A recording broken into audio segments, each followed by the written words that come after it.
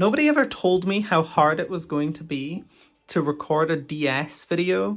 And then I actually decided to try and set this up.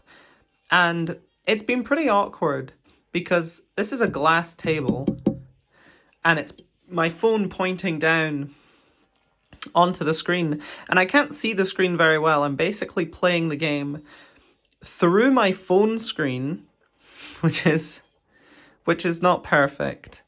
But the things I do for my loyal fans. And so we're playing Ben 10 Alien Force today. You can see I'm playing as Ben 10 from the Alien Force series. Can turn into Humongosaur. Now, some of my more loyal fans will know about my connection with Ben 10, which is just to say that I speedran, or I guess speedrun. I haven't played it in a while, but I'll get back to it. Definitely not done with the game. I speedrun a Ben 10 game that's based on the reboot. It's not even based on Alien Force. But, I mean, always as a kid, I liked Ben 10 and I liked the Ben 10 games. I definitely remember playing this game as a kid. And I also had one on the PSP that I don't really remember what it was, but it was another Alien Force one. And I remember playing as Big Chill when I did play it. And I think it's pretty obvious why you would like a Ben 10 game, right? You get to play as basically a bunch of different characters, and all of them are cool. Here's the thing about these series like Ben 10, Beyblade, Bakugan, all of these things exist to sell toys, and that means that the designs are awesome. People always diss things that are made to sell toys. They're this franchise is just marketing. It's not even that cool, but it's no, to sell toys, you gotta bring something new to the table. You gotta make cool toys, right? And Bakugan was cool, and Beyblade is awesome. I'll do a Beyblade video at some point, but the Beyblade phase has kind of gotten past me, I will say. I've grown past Beyblade, but I'll never forget the TV show Metal Fusion, Metal Masters. I'll never forget all the time spent, all the time spent watching that show. I don't know, big fan of Beyblade. And Ben 10 fits into there pretty nicely, because not only did they sell the toys of the figures of the characters, they also sold the toy of the Omnitrix. And the Omnitrix was the coolest toy on the playground in 2010. I gotta say, I had a few Omnitrixes myself. I remember having the normal Omnitrix, the Ultimatrix, the Alien Force Omnitrix. I had it all. But what I didn't have was that Ben 10 Classic Omnitrix that has games on it. It's a screen and it's got mini games on it. I'm sure the games suck. There's no doubt in my mind that the games are bad. But I remember one of my friends having it, or at least someone that I knew having it. And I always remember being jealous, damn, your Omnitrix is so much cooler than mine, it has games on it. But now, I'm kind of thinking about it. The Omnitrix doesn't have games on it in the show. So my Omnitrix was more legit, let's be honest. Yours is a glorified toy. Mine is the actual Omnitrix. And it says Brainstorm or Green Needle. One of the two. I think that's one of my favorite Ben 10 things, is the Brainstorm Green Needle. You've probably heard the audio illusion where it says Brainstorm, but it sounds like it can say Green Needle.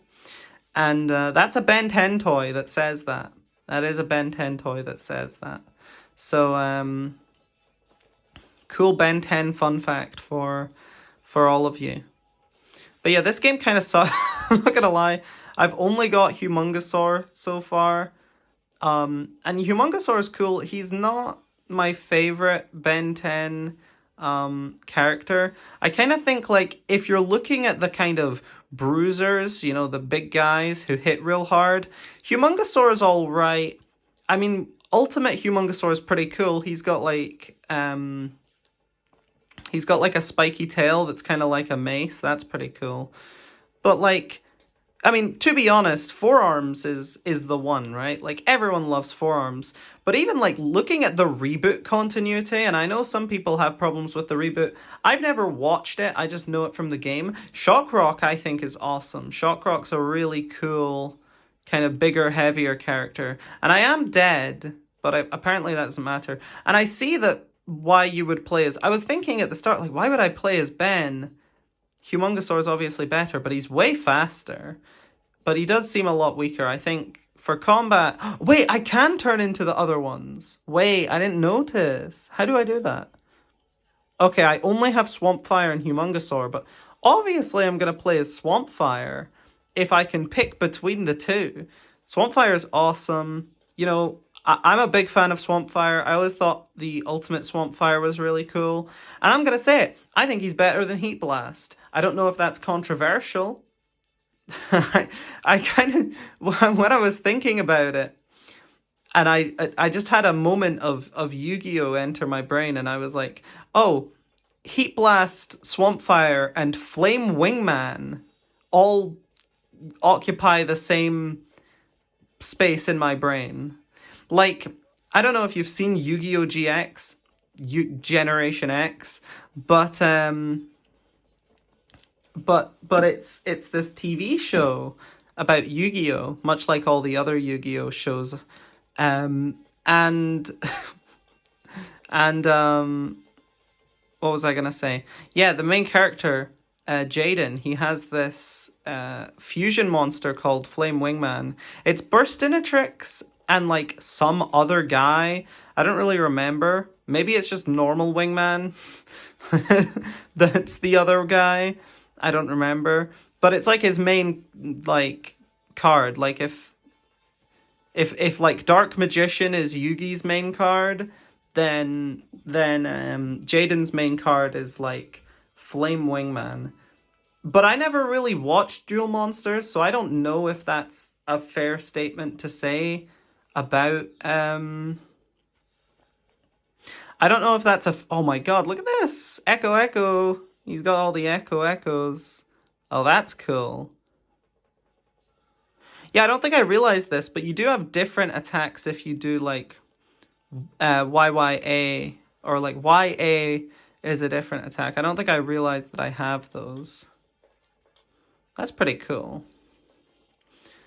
That's kind of the way it should be, to be honest. But yeah, what was I saying? They all kind of occupy the same space in my brain. Echo Echo doesn't seem as strong, but he does have a projectile. But Swampfire also had a projectile, so I'm playing Swampfire. Swampfire, not only does he kind of seem like a Heat Blast replacement, he also does the same thing in this game that Heat Blast does in the reboot game, which is that he has a double jump. That's his thing. He can cover some serious distance with the double jump into light attack, though. That's pretty cool. Can I do like... Yeah, you can do 2 heavy attacks before hitting the ground. You can do some huge distance there.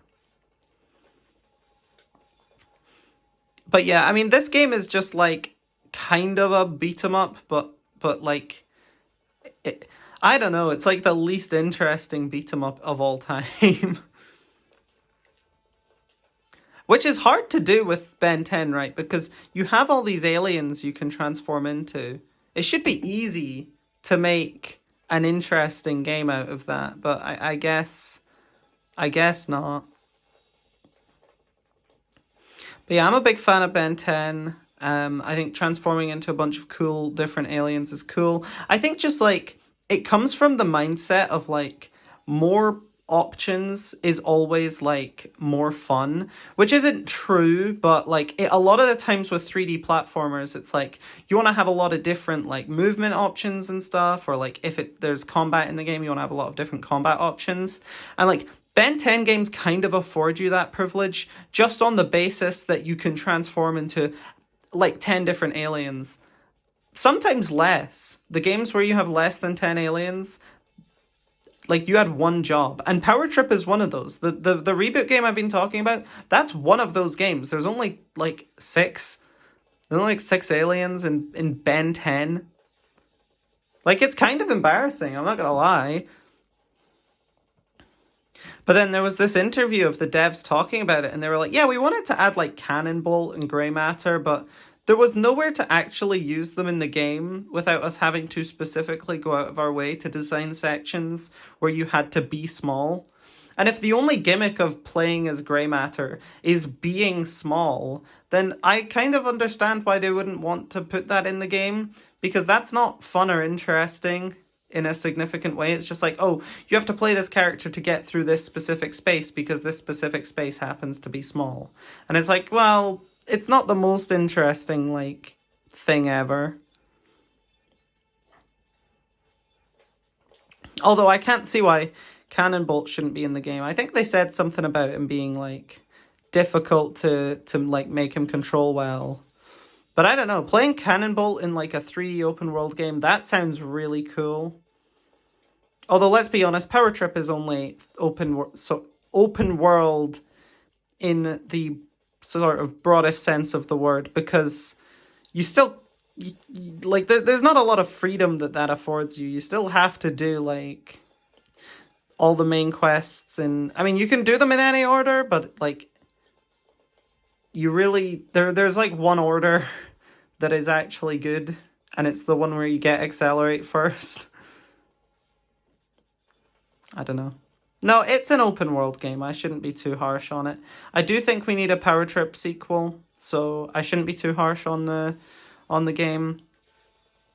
I'm hoping that whatever Ben 10 game comes next is just like Power Trip engine, and then we add more shit to it, because I think that would be cool. And yeah, I'm gonna call it there, because honestly, this game sucks.